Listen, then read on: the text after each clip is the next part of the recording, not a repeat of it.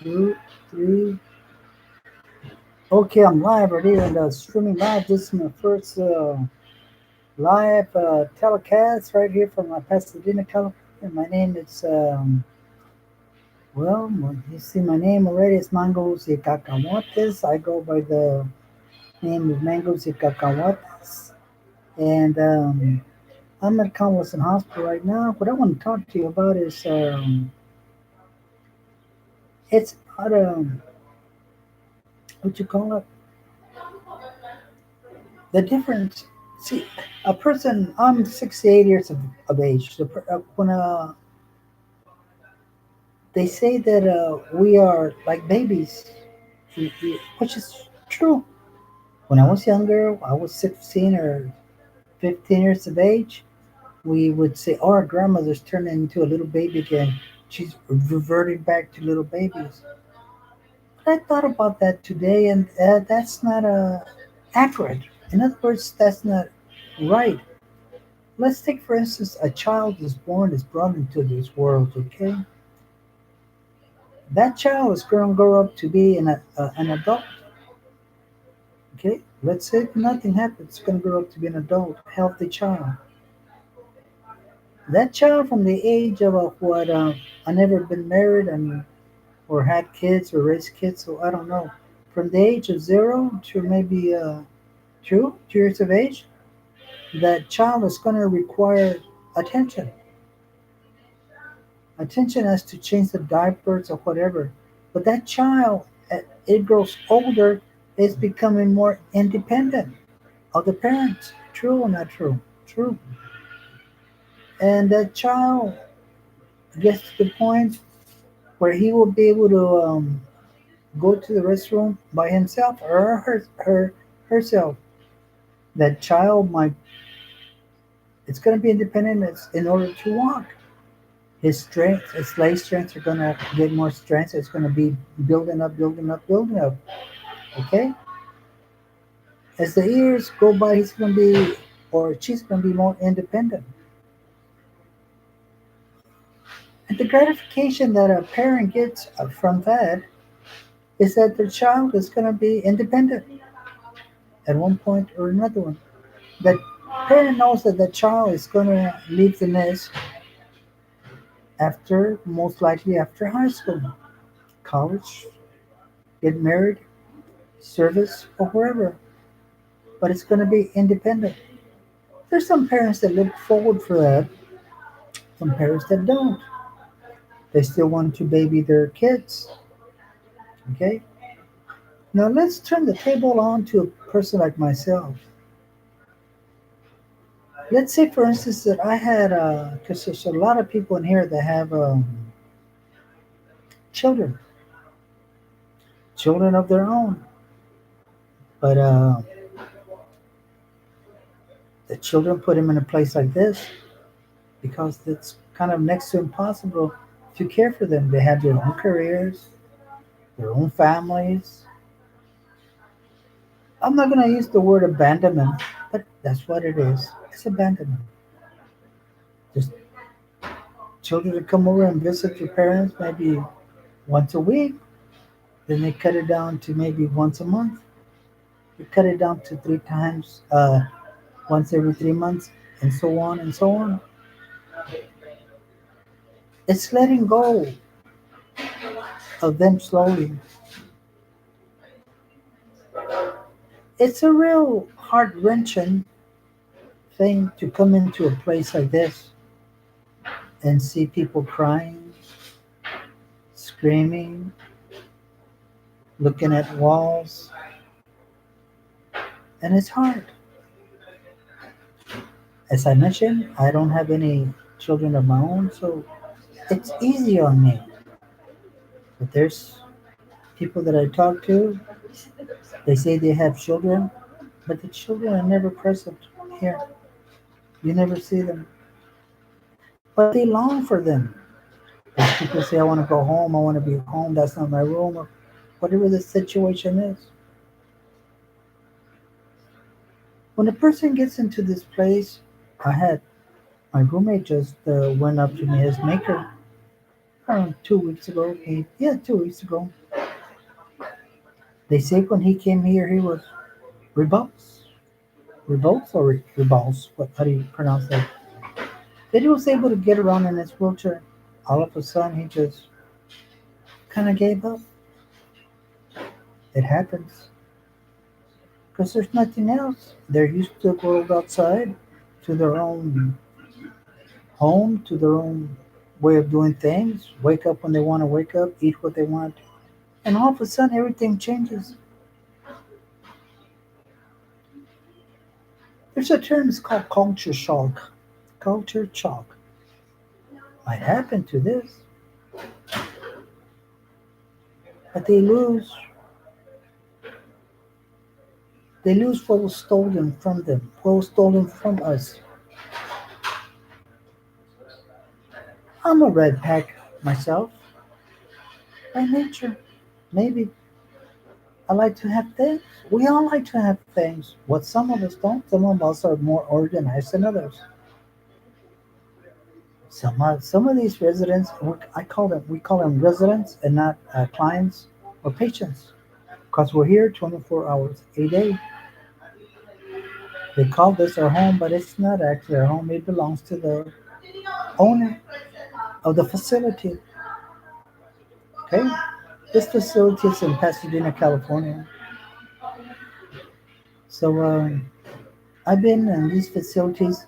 December the 16th, I'm going on 3 years. One, two, and three. My hand is a little bit arthritis. Okay, so let me get back down to the analogy. Is that's what I'm trying to do right here? Is the analogy of a child and an adult.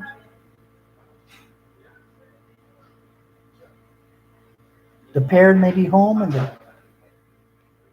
the the daughter or the granddaughter or the son is taking care of the person.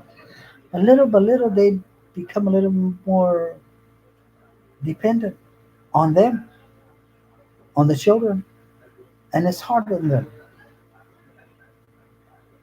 And they know it's going to come a point where they may be bedridden.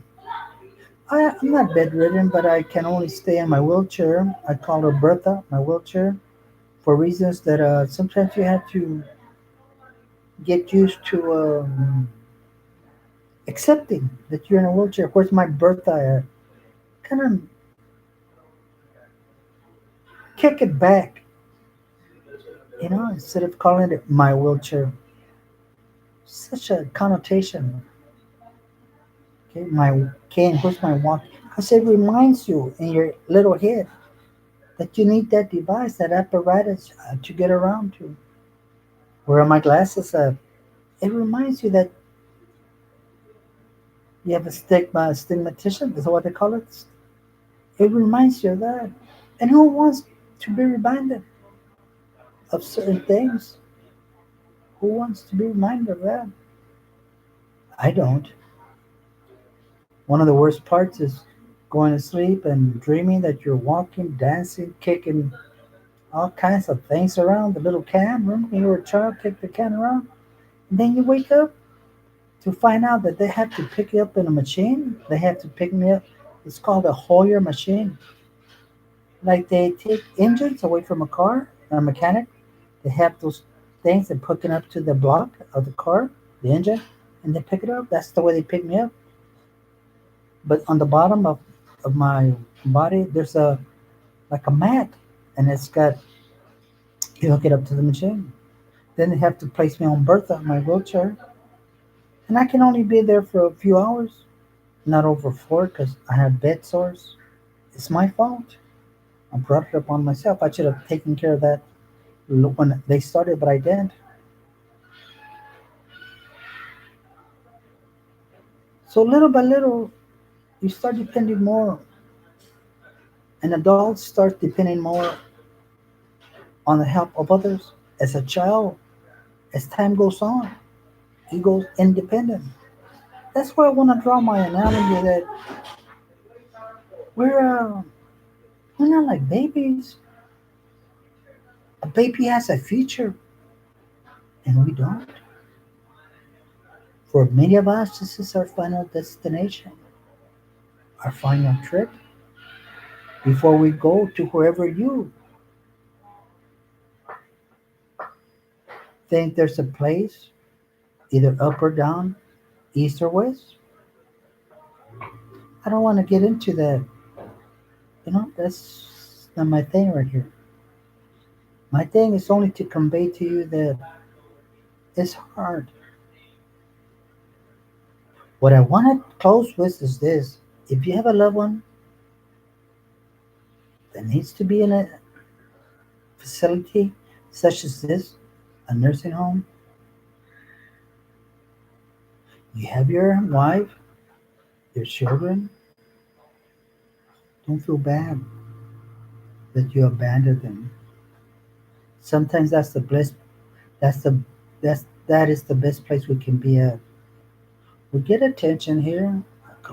Put my call light on. Somebody comes and they know I need attention. The light goes on top of my doorway. We get fed right here. I'm not gonna say it's the best food. It's lousy. Very, very bad. But sometimes it's the best thing because we make it easier upon our children. We're not a burden to them anymore. I ran across an organization that does what do you call those kind of bags, not charity bags, gift bags, or and if you pay a certain amount of money, that company, green bags, box, it was something like a box, had the name box in San Diego, and they will provide little goodies so they can give to your loved ones at a place like this. In other words, what that organization is doing is providing a service that you might not neglect but forget or don't have no time for it. A friend of mine, his daughter lives at least 2 hours from here, 2 hours there, 2 hours back. That's 4 hours. This person comes only on Sundays, and sometimes this person cannot come. I'm not going to say the gender because we're not allowed to photograph other patients or even talk about them publicly. It's not against the law, it's just ethics. Ethics. So, to conclude, give me 2 minutes to conclude. Yes? How Huh? are you? I am fine. How are you, young lady? Perfecto. You're perfecto. Now you speak Mexicano. How do you say perfecto in Tagalog? Oh, same thing. Perfect. Oh, come on, man. You know you don't say it that way. You should be proud of what you I speak. don't know. Let me think about it, okay? No, come on, man. You're always playing with me like that. No. Okay, okay, I tell you what. Let's go have some Adidas.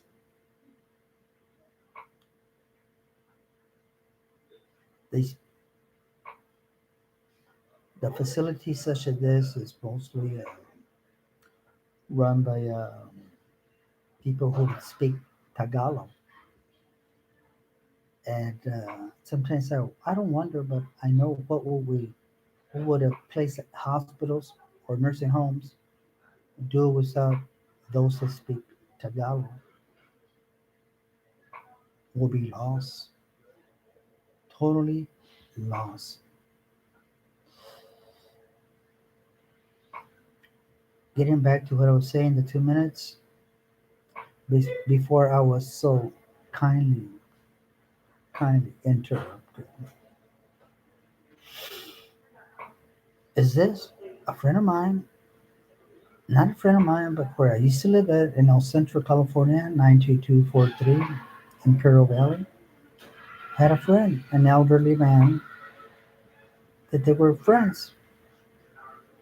This person took care of his father until he was called home up in heaven or wherever you want to say it is. So he had that in him. So he took care of this. He didn't take care because both of them were mobile. The elderly man was mobile. So much that he think he hooked up with one of his in-home services until she got her home place. And it was adios, arrivederci, so long. What am I saying there? You add two to two together. So he kind of fell down, down, down, little by little. This person that was taking care of him and lived with him moved next door to him. So it wasn't the same anymore. So he started losing that that started walking with a cane.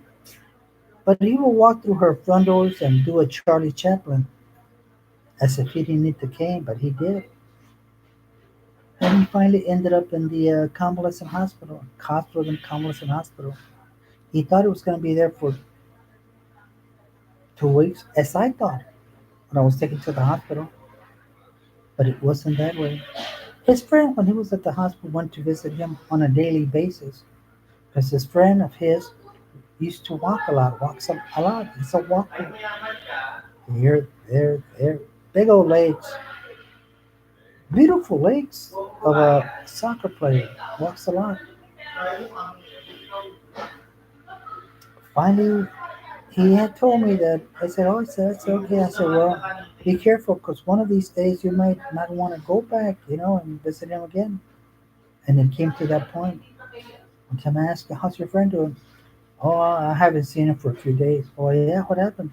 "But every time I go over there, the place smells urine, feces. It smells. It smells." So he didn't go. By that time, I used to be able to go outside on my wheelchair bertha, but slowly but surely my health starts going down. So I didn't go outside anymore for 2 years. I don't know what happened. What was the end result of that? But a person, when they lose their home, their environment, their castle, everything goes away. There's this lady right here that says, "Take me to my room." They take her to her room, and she says, "This is in my room."